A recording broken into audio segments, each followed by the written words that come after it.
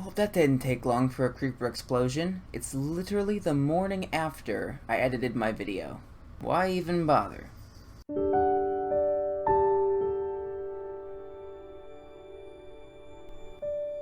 How's it going, guys? Bluebird Gamer here. Welcome back to Quarantine SMP. I am here at Blue's because we have already been robbed once. As you saw, I had to repair my door. I'm sure that's a completely separate situation. But someone has taken one whole stack of crimson stems from us. Oof, sorry, Rem. So normally I would have cut the recording here, but as you can see, about 5 seconds maybe after I said this, someone has already messed with the spider's den. And before you say it was a mob, because the front got blown up by a creeper, we already knew that happened. That happened a while ago. I just hadn't fixed it yet as of the time of recording this. Something else happened. Someone came in. They took the water out of the top of my elevator and put obsidian in its place. They took away the bottom bit of water, which caused Rem to actually fall and die not once but twice. I don't know if I have the other one. I'll show it here if I do. And someone messed with the pumpkin underneath my spider's den entrance, meaning that my sound doesn't play like it's supposed to. So someone basically shut off the sound from my spider's den. But somehow that's not the worst part of all of this.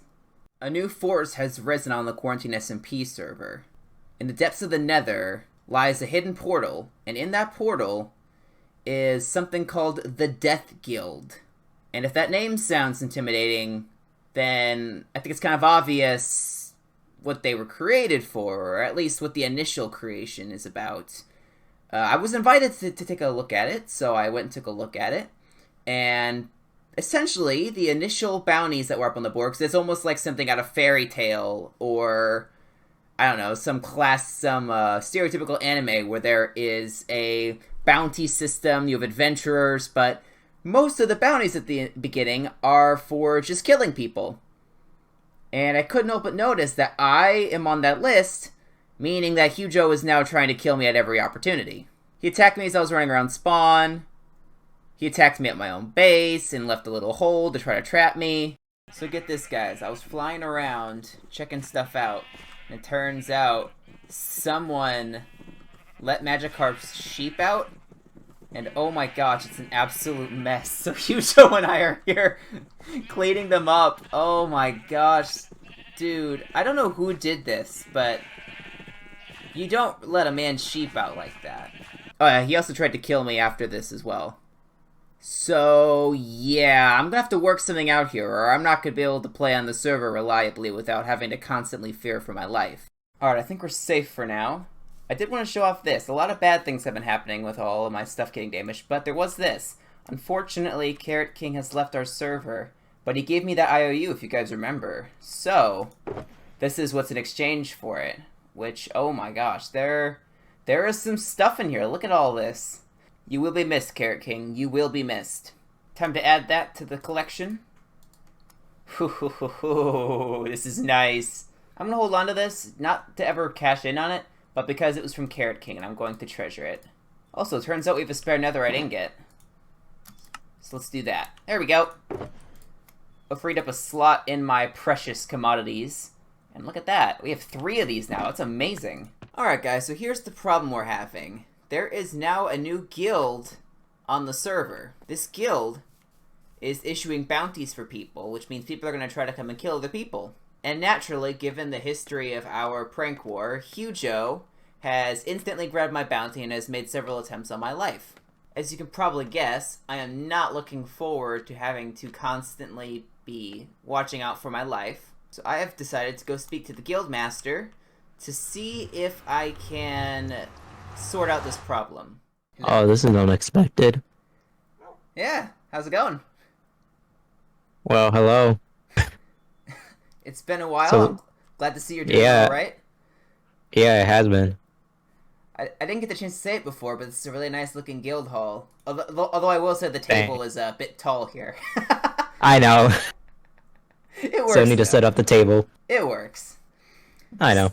Alright, so what do you want to talk about? So I wanted to talk about this bounty system you've put in place. It seems like it's generating a bit of buzz, which that's cool and all. But I can't help but notice that I am one of the people that's up on the board. Yeah. and Is I, I, I can't help but I'm not a fan of that. If we're being honest here. I mean, all right. So the thing is, I mostly chose randomly. All right, it can be anyone. That's why I chose you as well. But like, it could be anyone for over the past week for the bounty. So yeah. I mean, I can't stop that. Well, the reason I came here today was because I was looking to see if we could reach some kind of arrangement for me not ever showing up on the board. Yo, for real? Yeah, I don't need him. This is tempting. If you promise to not have me up on the board and to take back Hujo's piece of paper because he has mine right now, then yeah, those are yours. Feel free to take a look at them if you want. They have enchantments on them. I'd say they're pretty decent. These are decent. These are decent. You're right. Oh my god. Oh, this is tempting. I'm not gonna lie, this is tempting. Well, that was the goal. I was hoping I wasn't going to come here empty-handed. No. So what do you say?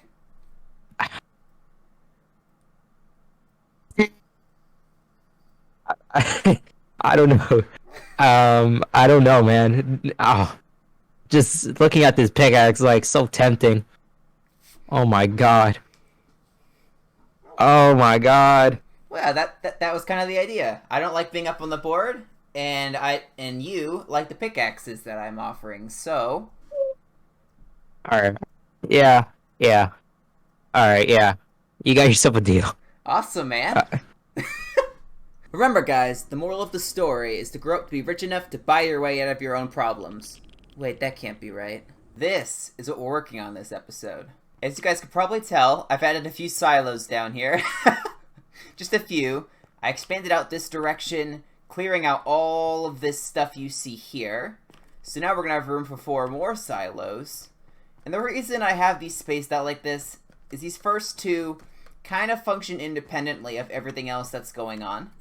Whereas these ones down here do not do that.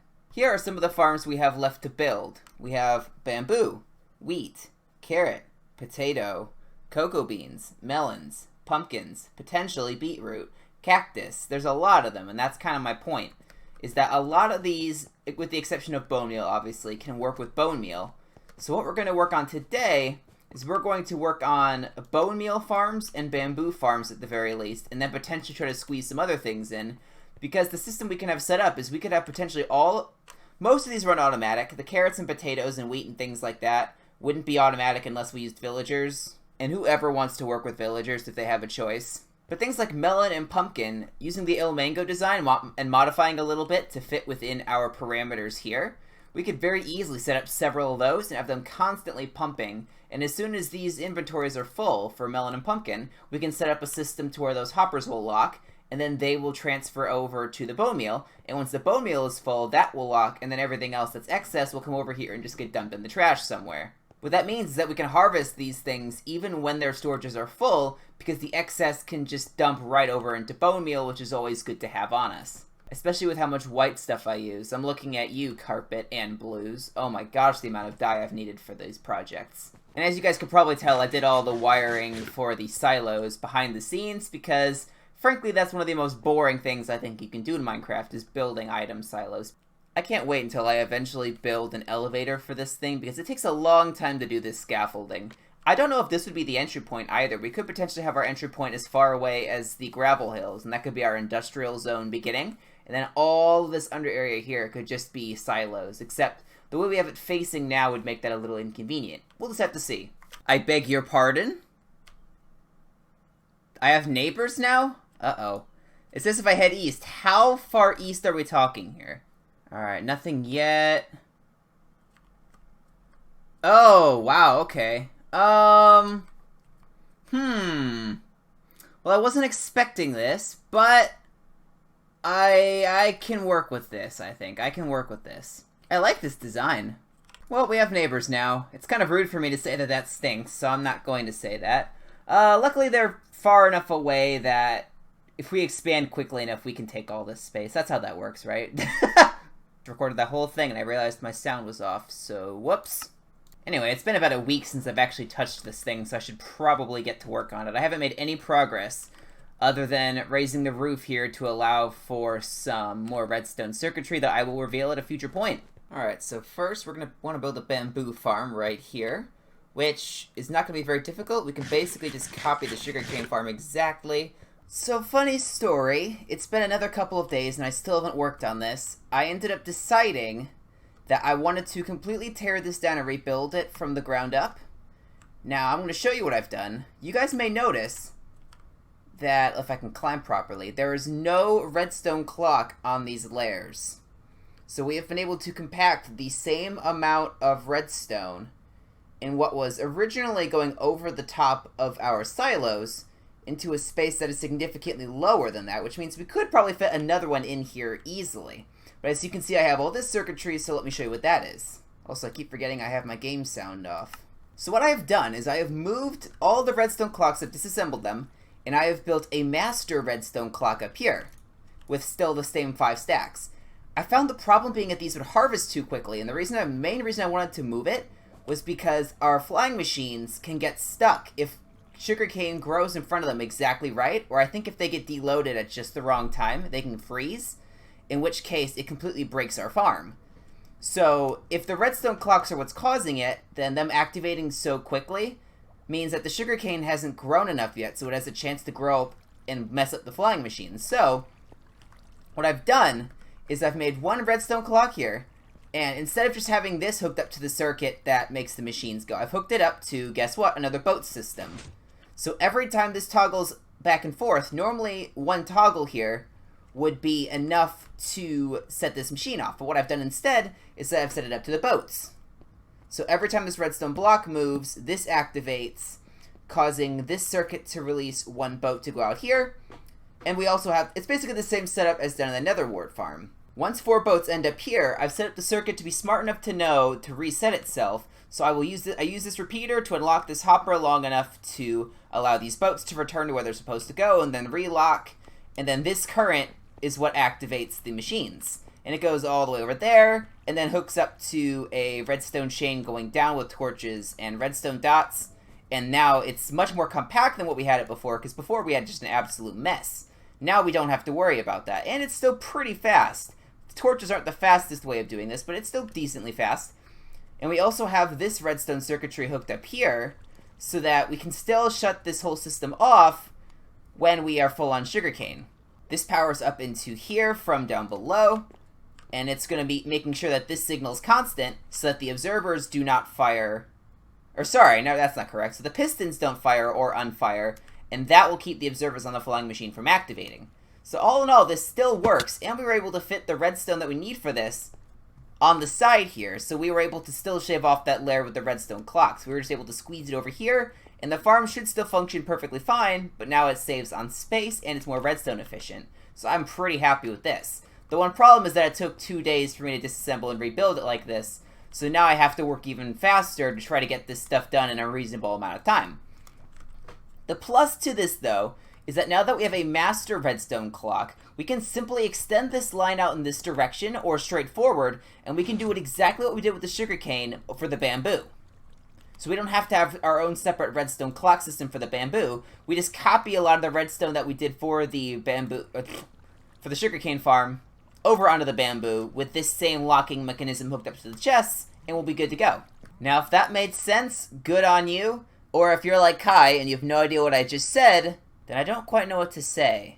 This is emptying very slowly. Once it fully empties, this final boat will go through, and I will cut to that point to show you how the farm operates. Alright, so the stone's about to run out. Let's watch our system here. There we go. Activates here. Unlocks this so all the boats go back across here.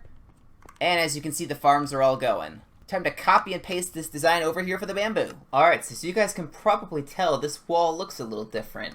I originally had additional columns here, but as I was putting in the redstone, I realized that this wouldn't really work. It was too cramped. I couldn't actually get bubble elevators in here that wouldn't conflict, as you can see, with this circuitry here. So, yeah, I ran into that problem.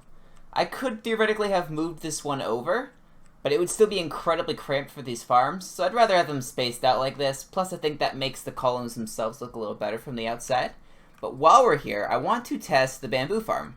As you can see, it's basically just me copying the sugarcane farm straight over, but it's bamboo instead.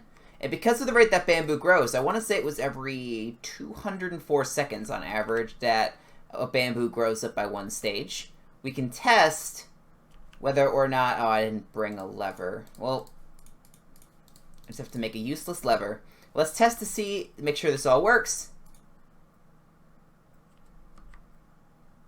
And my game audio's off again. I constantly am forgetting that. That sounds better. And there we go. It looks like it works.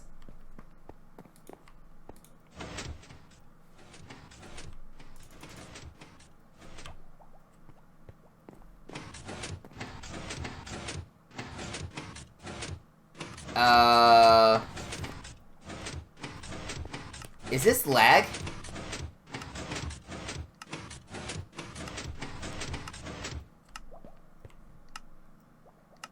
I think we're lagging really bad. That's not supposed to look like that. Then again, we have 9 people on the server. That's probably... Yeah, there's probably some lag going on. Yeah, there's definitely lag. The hopper's supposed to be going faster than this. Well, at least we know it works. It should be getting distributed down into here. Eventually. Off camera, because I don't want to have to...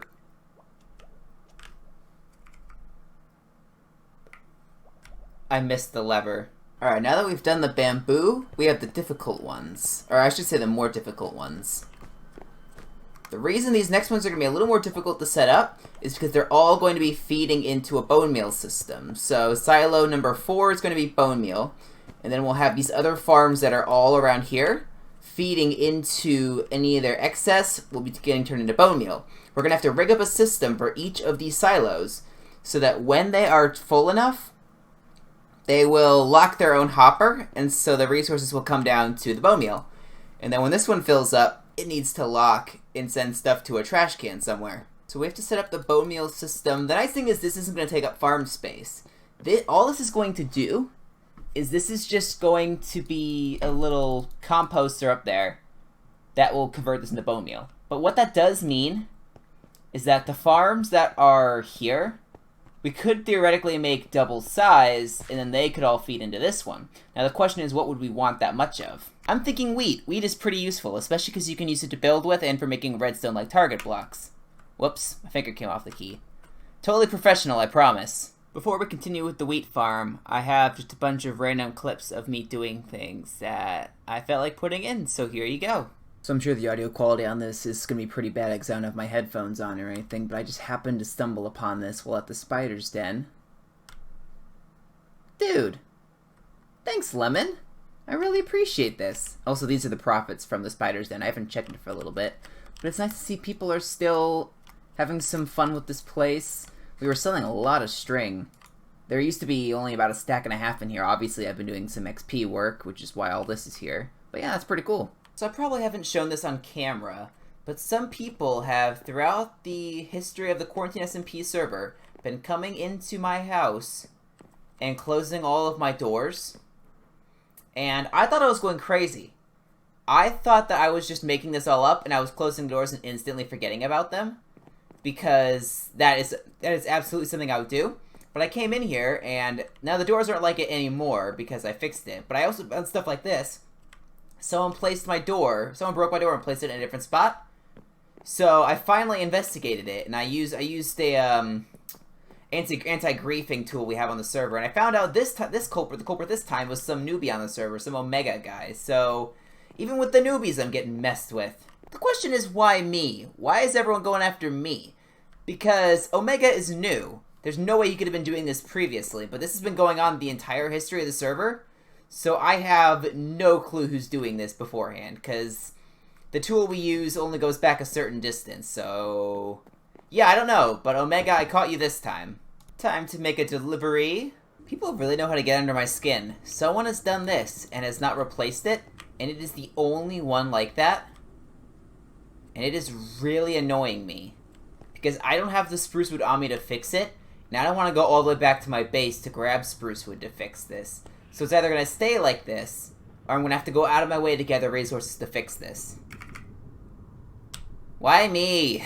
Oh my gosh, are people seriously still doing this? It's 2021. Have you learned not to do a floating tree by now? Look at this. What the heck is going on with these people? Now some of these are creeper craters. I can understand that, but this is not a creeper crater. What in the world did you do here? That felt so good. And now back to your regularly scheduled wheat farm programming. So our Red Boo farm has been working up an absolute storm here while we've been working. And do you guys think that this is large enough for our wheat farm area? Now keep in mind we'd be tiling this as well.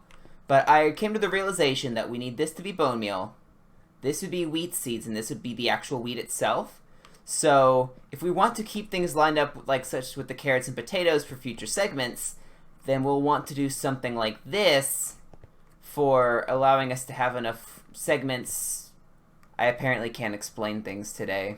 We want to try to keep these segments dedicated to the farms that are behind them. So if we were to only have 1 or 2 segments for the wheat farm, that would mean that carrots and potatoes, for example, would be back here, but they wouldn't have a silo yet, so we'd have empty space after the fact. And I'd like to try to keep things relatively even. So because of the seed requirement this has, I'm making the wheat one extra large, plus wheat is just really... It's not a reliable food source, I don't think, unless you have a lot of it, and this would be a lot of it, so it would actually be pretty reliable for a source of food. And obviously I laid down the basic groundwork. There's a little bit of stuff I still have to do on actually building the thing, but I thought this was a pretty good start. After quite a bit of time experimenting with the redstone behind all this. Okay, I think I have something that works. Let's get up to a spot where I can actually see things. As you can see, it looks very similar to the Netherward farm. That design is basically what you have to use for something like this. Unless you want to have villagers who will just toss wheat and bread to you, and things like carrots and potatoes. I prefer this method because I don't want to work with villagers any more than I have to. I think you all know how I feel about that. The same circuitry for detecting the different phases, and that's exactly what we need. Here's the thing, wheat has 8 phases. So we can't use our boat system like we did before. So what I've done instead is I've just built this longer redstone counter, which for the space allotted will work perfectly well. As you can see, we have this line of hoppers, which will correspond to 8 changes in the redstone circuit. So if I do this, for example, let's just say that we planted a seed. That's what that would do. This has been moved up 1. That's all that this circuitry does here. Just like how the Netherward farm works. And let's say we did that. That's 2, 3, 4, 5, 6, 7, 8. That has now moved the end rod to a spot down here, where it can be detected with this circuitry here. We had a little delay on here before, which I actually don't have to do anymore. I was testing with some other circuitry. So we may as well take our repeaters back since these things are expensive as all get out. As you can see, this is lit up here. What I had to do this time, though, was I had to link up the redstone circuitry in the same way as the boat system before, but because this system is longer, I have to stretch the redstone out a bit. So I actually had the current running along here. As you can see, I've reversed the signal twice with redstone torches to get it back to a neutral point.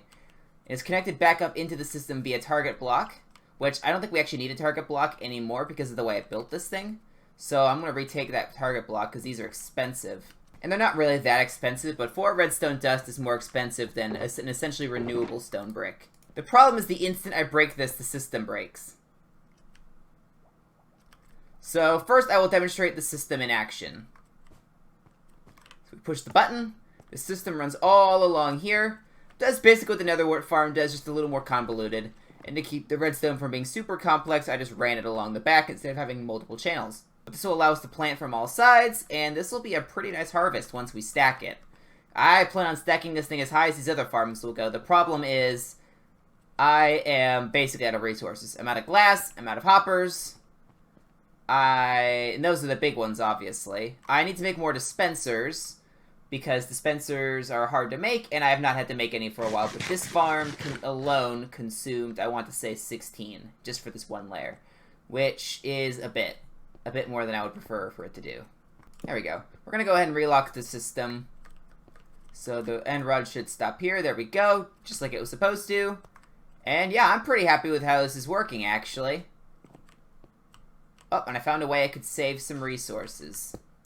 Don't mind if I do. Want to save on resources wherever I can. This stuff is not cheap. I'll tell you something else that's cool, though. Look at this. The bamboo and sugarcane farms are operating so well now because of the way we optimize with the master clock that we actually have gotten to a spot where this light stays permanently on because the hopper back here actually has bamboo in it. And you can see the next chest up is already starting to fill. So our silos are actually starting to function like silos, and it's great. Now, as I say that, I'm going to be taking all of this sugarcane so that I can go get some more emeralds, so I can go get some more glass, so that I can stack more farms here, because I'm out of glass and I don't want to go mine sand. This is actually the best way of getting infinite glasses with villagers, so I'm definitely going to keep it that way. Did that make sense? Sometimes I feel like half the things I say don't even make sense. But hey, you guys watch me anyway for some reason, so joke's on you. Haha! No, I'm just kidding, guys. Thanks for watching. Thank you so much. Yeah, I'm going to be calling it here, guys. This episode probably is not going to be super long. I know I've said that about many episodes before that have actually been really long. And then I've said it about one that has actually been really short. But here's the thing. I've been working on this video for 3 weeks because I kept pushing off actually doing this work. And I need to get this video out. It's been way too long. And realistically, I have spent a ton of time gathering the resources for this. And actually building this. I did carve out, from this point over, all of this. As well as all the space you're seeing up here. Previously, it only went up to this height. I carved out all this space as well. So I was doing a lot of work back here. So it may not look like it, but this episode was pretty time consuming. Oh, I found more hoppers. Thank you guys so much for watching. I hope you enjoyed. I had a lot of fun this episode building all this redstone stuff. It's nice to alternate between building and redstone, in my opinion. It allows me to exercise a bunch of different areas of my brain, and it keeps me from just building nonstop or doing redstone nonstop. It's really fun, I think, at least. Hopefully you guys think the same way. I mean, if you're watching this video, you probably think that way, right? Right? Anyway, guys, I've stretched this outro out long enough. Until next time, guys, this is Bluebird Gamer signing off. God bless America.